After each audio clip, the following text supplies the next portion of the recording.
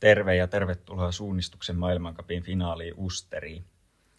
Tänään ohjelmassa sprinttiviesti Suomen nelosjoukkueessa. Meiltä puuttuva ankkuri niin tietti, että viesti jää kesken. Ihan hyvään lähtöpaikkaa pääsin, kun Maiju tuli tuolta aloituksesta ihan noissa pääletkoissa. Suomen 3 ja 2 lähti tuohon just vähän ennen mua. Oli aika pitkä K-viitotus, niin tiesi, että siinä ehtii kyllä ykkösväliin katsoa ihan hyvin. Ja sitten kun heti huomasi, että ykkösvälikin on tämmönen aika selkeä, niin piti vaan koittaa malttaa, ettei lähde juoksee ihan ylivauhtia tuolla eellä meneviä kiinni. Ja vähän koitin lukea siinä sitten noita ensimmäisiä välejä jo valmiiksi. Ainakin tonne 3 asti suunnilleen katoi, että ei ole mitään jekkuja tulossa. Tuli kyllä käännös tuohon ykköselle aika äkkiä vastaan. Et vähän mietin, että voiko se jo nyt olla, mutta kyllä se rasti sieltä tuli vastaan. Tässä vähän mietin, että lähdenkö tuolta oikealta vai vasemmalta. Ajattelin, että tänne vasemmalle kun menen, niin pääsee jatkaa rastilta, mutta en tiedä. Tossa joutui kiertämään aika paljon, kun oli tuollaisia muureja tuossa välissä, mitä ei ole kartalla näkynyt. No ei se mitään, 2 ajattelin, että tästä parkkiksen läpi on hyvä leikata, mutta eipä sitä tullut hirveästi näköjään leikattua, kun oli noita autoja ja pyörätelineitä tuossa just kriittisillä paikoilla. 3 oli vaihtoehtona myös mennä tuolta vasemmalta, mutta tiesi, että toi katosalue tuossa välissä on vähän semmoinen, se ei välttämättä ole kovin nopea. Siinä joutuu vähän kääntyilemään ja siinä on semmoinen pieni ramppikin, mikä pitäisi juosta ylös, niin lähdin sitten oikealta ja tää olikin jonkun muutaman metrin lyhyempikin. Tässä oli ollut aika paljon hajontaa kyllä alussa. Huomasin että tuossa heti juostessa, että porukka tulee ihan eri suunnista ja jälkikäteen sitten katsoin, että tässä olikin 4 eri hajontaa, eli hajonnat miesten ja naisten kesken, niin toivottavasti oli sitten mahdollisimman tasaväkiset. Eiköhän ne ollut. Tässä ensimmäinen yhteinen rasti ja ei ihan hirveästi enää näy sitä letkaa, joka siihen eteen lähti, että kyllä tällä jotkut taisi lähteä vähän kovempaa. Tuolla ne kaukana menee. Oli ollut edellisenä päivänä henkilökohtainen kisa ja ei kyllä kulkenut yhtään. Ei aika täydellisen suorituksen, mutta vauhti ei vaan riittänyt kovin korkealle. No sitten tuohon seuraavalle rastille, niin katsoin, että aika moni lähtee tonne oikealle, mutta omaa silmää tämä vasen näytti paljon paremmalta, mutta loppupeleissä ei tämä ollut kuin jonkun metrin tai pari lyhyempi, että olisi se oikea varmaan ollut sittenkin ihan hyvä. Mutta ei tääkään huono ollut, kun oli tää kuitenkin lyhyempi. 6 sitten taas oli aika selvää, että täältä päin kun tulee, niin menee tuolta oikealta. Tuossa nurmikolla kääntyminen on sen verran hidasta hommaa. 7 väli oli jo kattonut tässä valmiiksi, että se on aika suoraviivainen. 8 en ollut hirveästi ehtinyt vilkaisee. Tässä kyllä mentiin itselle ehkä pikkasen ylikovaa ja ei näynyt mitään kovin vaikeita välejä ollut, mutta pysyi kyllä ihan hyvin suunnistushanskassa, mutta ei ihan hirveän pitkälle eteen pystynyt enää lukemaan toisin kuin siinä lähtökiihytyksessä. Oli taktiikkana, etteen ihan täysin omaa suunnistussuoritusta, kun reitinvalinnat viime aikoina napsunut sen verran hyvin, että kannattaa luottaa itteensä niissä.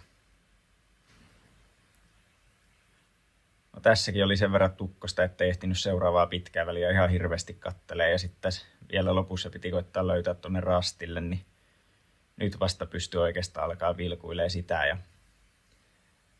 aika äkkiä huomasin ne päävaihtoehdot, että oikealta tai vasemmalta pääsee, mutta sitten piti vielä just tänne rastia varmistaa, ettei tuolta suoraan pääse jostain. Ja kovin moni ei lähtenyt suoraan tänne vasemmalle tosta, niin mietin siinä kyllä hetken, että onko tämä nyt ihan bogi, mutta kyllä tuolta sitten tuli kuitenkin moni samalle reitille lopulta. Tässähän oli niin, että hajontarastista riippuen oikea tai vasen oli parempi. Mulla oli toi vasemmanpuoleinen rasti, eli mulle tämä vasemmanpuoleinen reitti oli myös lyhyempi. Eli taas onnistunut reitin valinta. Tässä olisi vaan pitänyt jaksaa juosta kovempaa. Koko kisan teema vähän sellainen, että suunnistaa ihan hyvin, mutta pikkuhiljaa vaan tulee porukkaa ohi. No ei sieltä lopulta mennyt kuin joku pari tyyppiä ohi, mutta tuntui, että olisi mennyt enemmänkin. Osuusajoissa jäi jonkun suunnilleen minuutin nopeimmille ja siitä maratonmies painoi ihan hyvää kyytiä.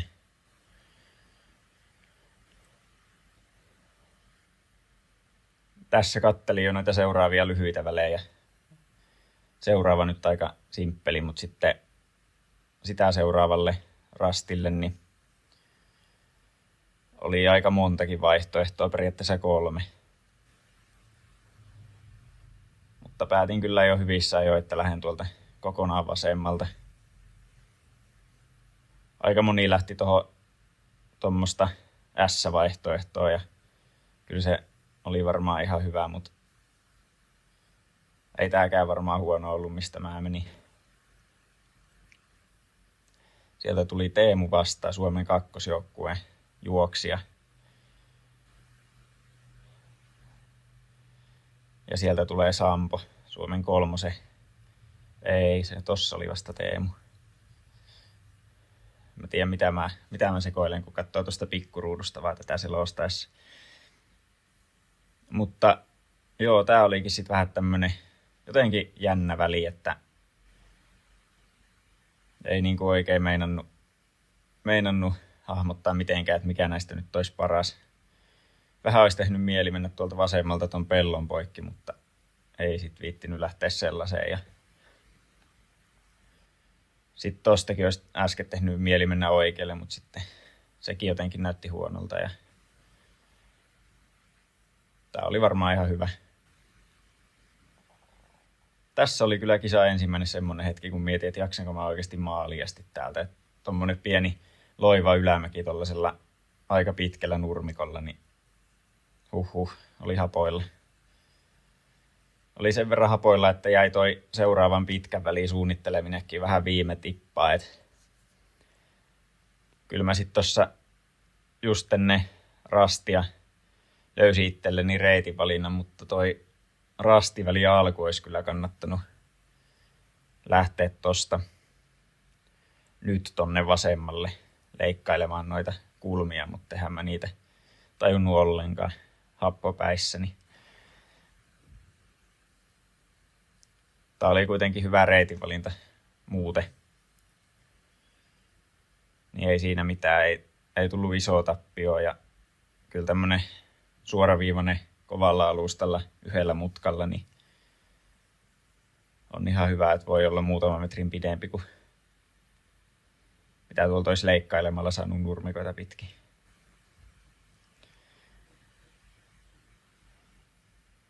Oli aika hyvä fiilis tästä reitinvalinnasta, kun tiesi, että toi silta tuolla on joku kaupungin tunnetuin maamerkki, niin ajattelin, että varmaan ratamestarit kuitenkin ajatellut, että sille sillalle pääsi hyvällä reitinvalinnalle. Tuolta oikealtakin olisi mennyt aika monta eri variaatioa. Tää vasen oli kyllä tosi selvä. Siinä se upea silta. Oli kyllä ihan hieno kieltämättä. Vähän vaakatoi tässä hetkinen, että tää silta ei itsessään muutu, mutta sit kun tossa toi vesi loppuu, niin sit tosta saakin hypätä yli.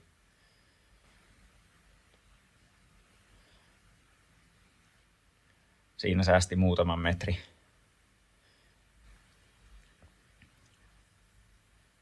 Kyllä tuolta taisi jotkut tulla aika kovaa oikealtakin.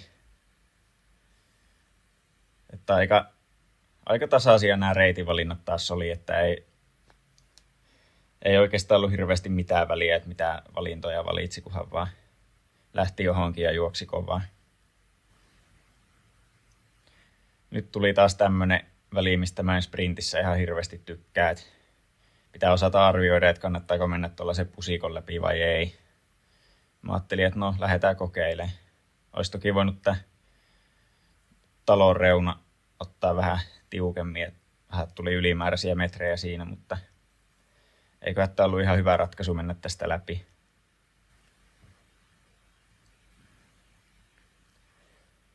Tässä oli näköjään tämmönen hajontakin.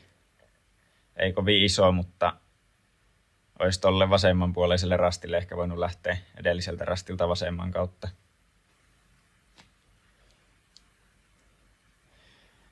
Sitten tuli taas reitinvalintaväli. Tässäkin oli aika monta vaihtoehtoa, mutta loppupeleissä kaikki oli tälläkin välillä aika saman mittaisia. Et kaikista huonoin oli lähteä mun mielestä tonne heti oikealle.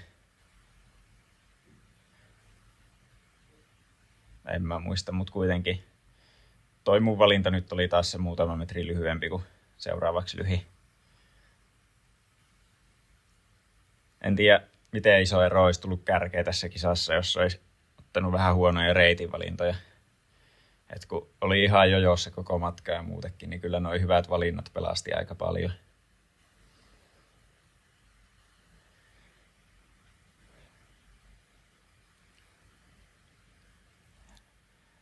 Tostakin koiti oikeastaan mahdollisimman paljon noita kulmia sillä lailla, että jaksaa kuitenkin hypätä noiden reunojen yli. Tässä oli sen verran korkea toi reuna, että ei ihan hirveästi jaksanut hypätä siitä, mutta siinä edellä menevä meni kyllä aika fiksusti suoraan tuohon sillalle. Itse en ihan tajunnut tollasta kikkaa. Mutta joo, nyt seuraavalle välillekin oli 2 vaihtoehtoa. Ja taas tää mun valinta oli se ehkä muutaman metrin lyhyempi, että just sama teema jatkuu, että ei ollut millään välillä niin hirveästi väliä, mistä meni. Et ei voi oikeastaan millään välillä sanoa, että olisi tehnyt reitinvalintavirhettä, jos ei johonkin ihan pussiin mene. Se olisi kyllä ihan sprinttivestissä hauska, että olisi enemmän sellaista, että oikeasti jos lähtee väärän letkan mukaan, niin tulee ihan selkeästi takki.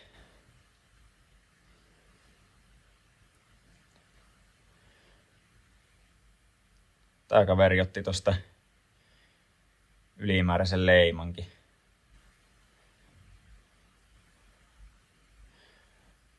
Oli ihan hyvä tunnelma tässä, kun toi Ricardo Rankka juoksi perässä. Ei se ole tästä kaupungista kotoisin ja sveitsiläiset nyt on tunnetusti ihan kovia pitää meteliä tuolla kisapaikoilla. Oli ollut just jotkut yleisökisat tossa ennen meidän kisaa, niin ihan hyvin oli porukka jäänyt katsomaan. Kohta se Ricardo tulee tuolta takaa ohi. Sillä ne taisi kannustaa, että ei mulle ja Sampolle kuitenkaan. Ajattelin tossa, että Sampo tulee ihan selkäillä vastaan, mutta sitten se lähti taas loittonemaan tässä. Tää oli aika liukas kohta. Näkyy videollakin, kun Sampo meinasi kaatua ja oli kyllä aika työstö, oli mennyt aika mutaiseksi. Se olikin ainut kohta tällä radalla, kun oikeasti olisi pitävämpää kenkää voinut tarvita, että oli ihan kyllä oikea kenkävalinta lähteä juoksukengillä tähän kisaan.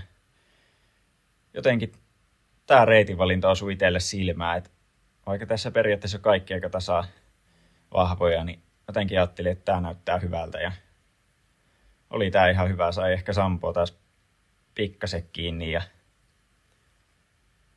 Ricardonkin sain kiinni tuolla reitinvalinnalla. Siinä tuli toinen paikallinen jenkkejä edustava Thomas Kuriger vastaan. Veti kyllä aika hyvä osuuden sekin. No sitten vaan vielä vähän loppukirjaa. Ajattelin, että koitetaan nyt juosta tuosta ukot eestä kiinni, mutta sitten tulikin tällaisia ylimääräisiä tyyppejä tähän vähän väliin, niin ei oikein meinannut päästä mistään ohi. Tässä oli yllättävän kapeat väylät. Piti mennä sitten tänne. Olisi pitänyt mennä tuolta vähän juoksuhiekan puolelta, mutta no, en saanut ukkoja kiinni. Mutta oli ihan kyllä mukava kisa. Pääsi aika koville hapoille pitkästä aikaa. Kiitos kun katsoitte. Nähdään seuraavassa videossa. Moro!